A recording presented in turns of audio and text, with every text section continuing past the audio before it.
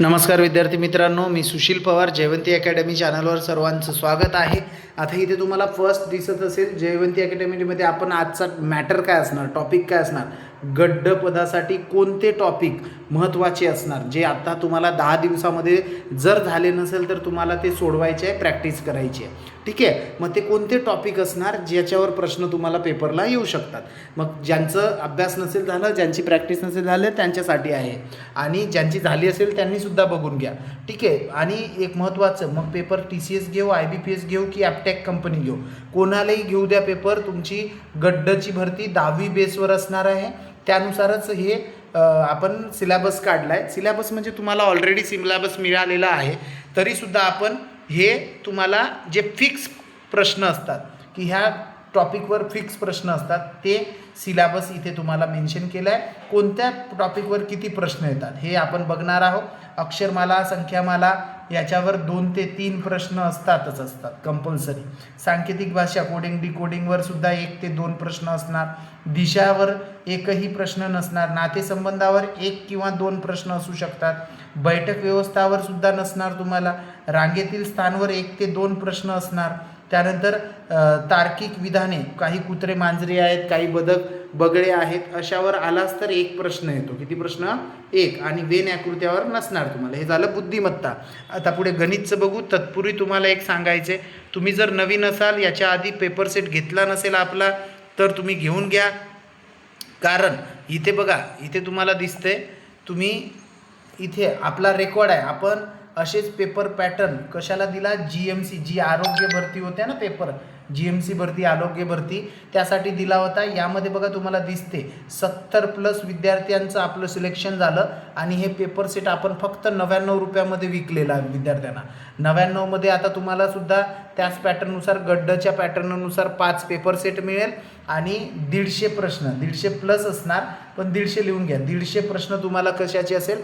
चालू घडामोडी मागील 8 ते 9 महिन्याची. ठीक आहे, जे की इम्पॉर्टंट असणार, पेपरला येऊ शकतात असे पेपर सेट असणार तुम्हाला 99मध्ये. माझा व्हॉट्सअप क्रमांक आहे, तुम्हाला दाखवतो. माझा व्हॉट्सअप क्रमांक आहे, इथे तुम्हाला दिसेल बघा. माझा व्हॉट्सअप क्रमांक आहे 78 75 03 41 27. या व्हॉट्सअप क्रमांकावर तुम्ही मला मेसेज करा. कोणाला डाऊट असेल त्याने मला डायरेक्ट कॉल करा. या नंबरवर तुम्ही 99 रुपये करा, फोनपे करा किंवा गुगल पे करा. स्क्रीनशॉट व्हॉट्सअपला पाठवा, मी तुम्हाला PDF पाठवतो. 5 पेपर आणि 150 ते 200 प्रश्न तुम्हाला चालू घडामोडीचे असणार. हे झालं बुद्धिमत्ता. आता गणितामध्ये कोणते टॉपिक फिक्स येतात? नफा तोटा फिक्स प्रश्न येतात, 2 प्रश्न कमीत कमी येतात. टक्केवारीवर सुद्धा 2 ते 3 प्रश्न येणार. त्यानंतर सरासरीवर सुद्धा 2 प्रश्न कंपल्सरी असणार. काळकाम वेगवर 1 ते 2 प्रश्न कंपल्सरी असणार. गुणोत्तर प्रमाणवर नसणार. रेशिओवर, सरळ व्याज, चक्रव्याढ 2 ते 3 प्रश्न असणार. त्यानंतर सरळ व्याज, चक्रवाढीवर 1 तरी प्रश्न असतो, 2 ते 3 नाही, 1 प्रश्न. पदावली, बोडमासवर 1 ते 2 प्रश्न असतं. त्यानंतर अपूर्णांक, लसावी मसावीवर प्रश्न नसतो. हे झालं गणितावर. आता बघा मराठी ग्रामरमध्ये कोणते टॉपिक फिक्स असतात? तर मराठीमध्ये प्रयोग, समास, काळ यावर 2 ते 3 प्रश्न असतं. तिन्ही पकडून आपण 3 मार्क पकडू. शब्दाच्या जातीमध्ये कमीत कमी 3 ते 5 प्रश्न शब्दाच्या जातीमध्ये. त्यानंतर समानार्थी विरुद्धार्थी 2 ते 3 प्रश्न. त्यानंतर अशुद्ध शब्द ओळखा, याच्यावर सुद्धा 2 प्रश्न असतात. 1 ते 2 प्रश्न असतात शुद्ध आणि अशुद्धवर. उतारा जर आला तर 1च उतारा येतो, किती गुणाला? 5 गुणाला येतो. ठीक आहे, हे झालं मराठी ग्रामर. इंग्रजीमध्ये कोणते टॉपिक्सवर फिक्स प्रश्न येतात बघा? सिनोनिम, अँटोनिम कंपल्सरी 2 प्रश्न असतातच. इडियम अँड फ्रेज, वाक्प्रचार 1 ते 2 प्रश्न येणार. त्यानंतर इररवर तुम्हाला जवळजवळ 3 ते 4 प्रश्न येणार. फिल इन द ब्लँकवर सुद्धा 3 ते 4 प्रश्न येणार. त्यानंतर पॅराजंबल 5 प्रश्न, की कमीत कमी 5 प्रश्न. चेंज द व्हॉइसवर नसतं. रीडिंग कंप्रेशन, उतारा आलाच तर 1 उतारा 5 मार्काला असतो.